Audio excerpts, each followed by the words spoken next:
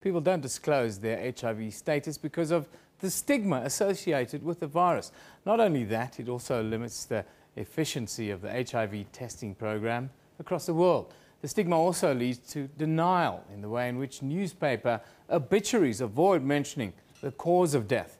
Now, today we talk to Criselda Kananda, a radio and TV personality here in South Africa, motivational speaker, business owner and a mother who's been living with the HIV virus for over a decade. She speaks to us on how she overcame the stigma associated with the virus. Very good morning to you, Criselda. Thanks for joining us. Thank you. Thank you for inviting me. What is behind the HIV/AIDS discrimination and stigma? I actually, each time I'm asked that question, I'm never too sure how to respond, because stigma and discrimination are part of us as living beings. Since time immemorial, you would know that when you are of a different color group, race group, you would be discriminated based on your race. When you are from a certain traditional practice, you will be discriminated by people who don't understand your practice. Yeah. Coming from South Africa, many people know that when you are from the north and a bit darker in your skin color, you would be discriminated against for being from up north. And it's always been amongst us. I guess the biggest challenge is what we teach people on how to respond to being stigmatized. Because my response to whatever thing that you perpetrate determines whether I live or die from whatever stigma. Your personal journey, how did you cope and come to terms with the HIV stigma? Personally, I've always believed that when somebody says something about me that is not fact, that is not true, it is their opinion. And if I allow that to affect me, it means I believe them. There's something about me that says whatever it is that they're saying is true, or perhaps there's something that I need to deal with as an individual and hence being affected. So in my journey, having lived more than a decade with HIV, I've never actually experienced stigma that would affect me that I don't function. But I've always seen them as opportunities for me to teach more, or as opportunities for me to enlighten more, as opposed to an attack against me or towards me. Why do you think, not just in South Africa, but pretty much all over the world, if a family member dies, we never want to say out loud that this was the reason of death. It's always something else. Is that social pressure? Is that part of the problem?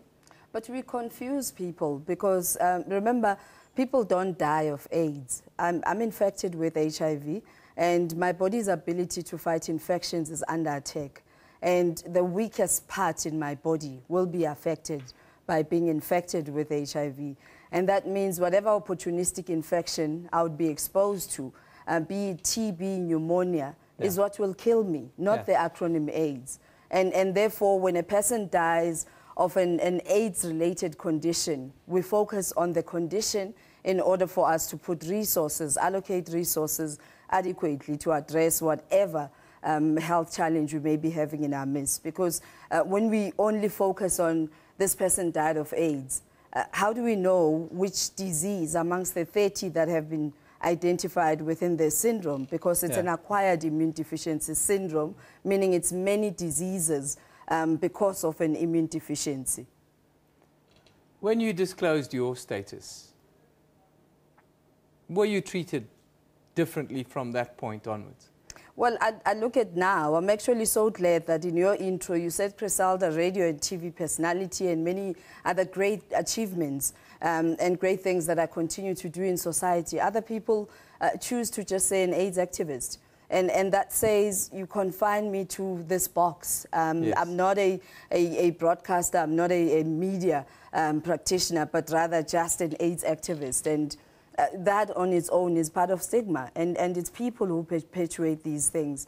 I never focused on how people treat me differently, but I focused more on what I needed to do to change the status quo. Coming from a nursing background, when I discovered my status those many years ago, I mean, there weren't resources readily available. I've had to dig deep and search and do my own research, use the information to personalize any other risks that were involved. And I've had to just do the soul search, do the work, And I decided to then, you know, create a space where I'm going to empower others and help them to make informed decisions.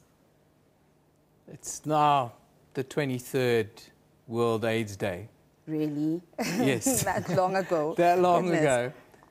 The biggest challenges you think that people living with HIV still face in the world today, what needs to change?